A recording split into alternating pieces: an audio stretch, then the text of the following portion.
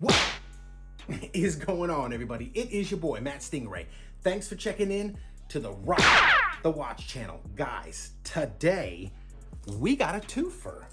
We are going to take a look at the MMI Turret. One with no date and one with a date complication. So these are essentially the same watch.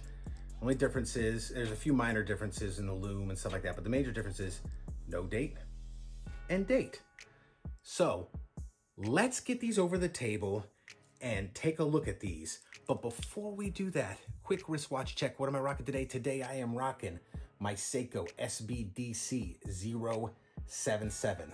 This is a great watch. So let's get these bad boys over to the table and take a look at these MMI turrets. And let's rock these watches.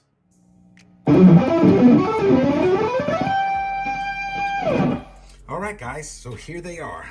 The MMI Turret in midnight blue with a date complication and in white with no date complication.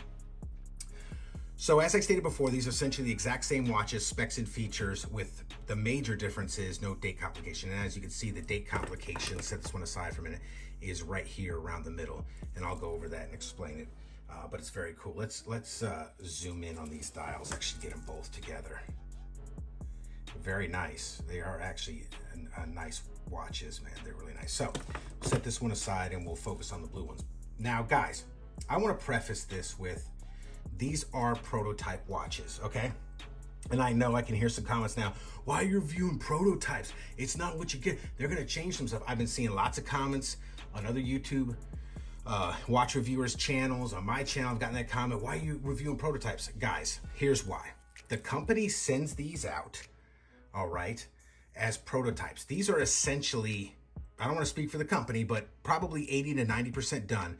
And they send them out to get reviews, to get opinions, to get different sets of eyes on their product and ask for feedback on what they can improve on before they send it to the customer. Now I'm gonna go over, I spoke to the brand, I'm gonna go over exactly what the changes are gonna be up here. And they're rolling changes and they're gonna be upgrades. They're not gonna be downgrades on anything. So basically you get like better lume, you might get better, a way of attaching the bracelet, all that kind of jazz, all right? So I just want to say that if you still don't like people reviewing prototypes, I'm sorry, but this helps the company, this helps deliver a better product to their customer. Oh, and by the way, I'm not sponsored, I'm not getting paid. I got these sent over to me from the company, but through Watch Chris, so shout out to him again. Man, he is pushing watches my way so quickly, and he's awesome for it, and I always thank him. He's great. So let's get into the specs and features of this watch. This watch has a 40 millimeter case diameter. It is 13.5 millimeters thick to a dead flat sapphire crystal. All right, it is 47 millimeter lug to lug, and it has a 22 millimeter lug width. It is powered by the Seiko NH35. It has 300 meters of water resistance. It is completely made of 316L stainless steel. All right. As you can see, it has a signed 3 o'clock screw down crown flanked by crown guards. All right. Now this case shape, it's a really angular case shape. In some aspects, it kind of reminds me of Seiko Samurai, which is super cool watch. I love that watch. So let's get a closer look at the dial here. All right, so as you can see, it has a 120 click unidirectional dive style bezel. You can see, oh, look at it, pick up the crystal, pick up that AR coating. It's nice clicks, no complaints about the bezel, no back play. The clicks are solid. It has the bezel insert is ion plated steel. All right, the bracelet is 22 millimeters, tapering down to 20 millimeters. It is held together by split pins, coming down to a very nice milled clasp with security fold over. You also get 5 micro adjusts. okay? Solid links, solid end links. You get the, as you can see, the quick release pins on here. See if I can get this bad boy back on camera, which is super difficult. Probably should have never taken it off, but there we go on that side and that side. There we go. So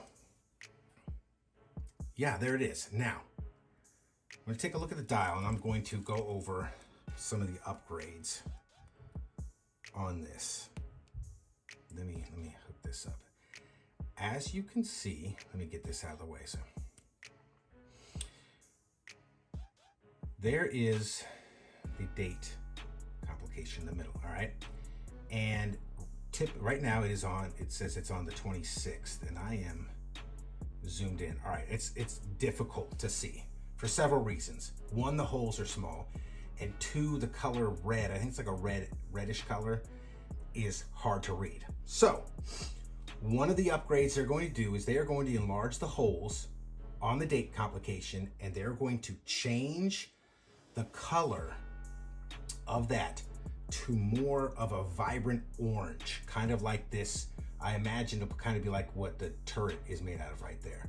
So basically they're going to make the date easier to read. I think it's a super cool concept the way it's set up like that. I have a Eterna Kontiki 4-hands Eternamatic that's got the similar middle of the dial date complication. All right, they are going to upgrade the lume. All right, they're going to enlarge the numbers on the bezels. So you're going to get larger numbers on the bezels. They're going to upgrade the lume. They're going to, like I stated before, make bigger holes and a more vibrant orange for the date complication. All right, this one has a fully lume dial, and they're going to change the dial. This one's currently a spray-on. Not that you can tell the difference, but they're going to change it to a silk print style, which results in 50% brighter lume. So when we do the lume shot on this bad boy, I think you're going to be pleasantly surprised, and then it's going to be better when they upgrade it. Okay, so let's see what these look like on the wrist, and then let's get a lume shot. Let's put the white one on.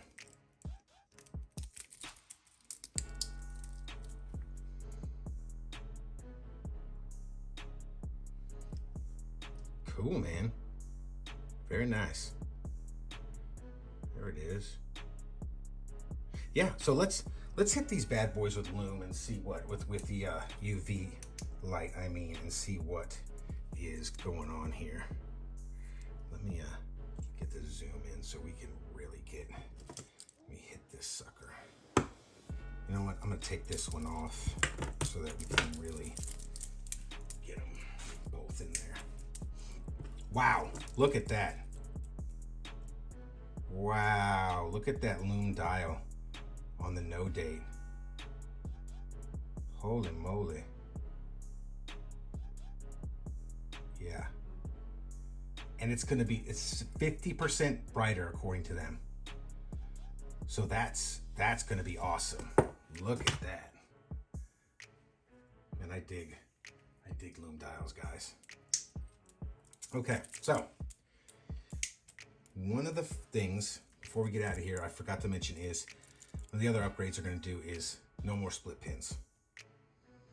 Okay, they're going to upgrade these to screw pins in the bracelet. So you're getting screw pins in the bracelet, better lume on the dial, which as you saw was pretty darn good anyway.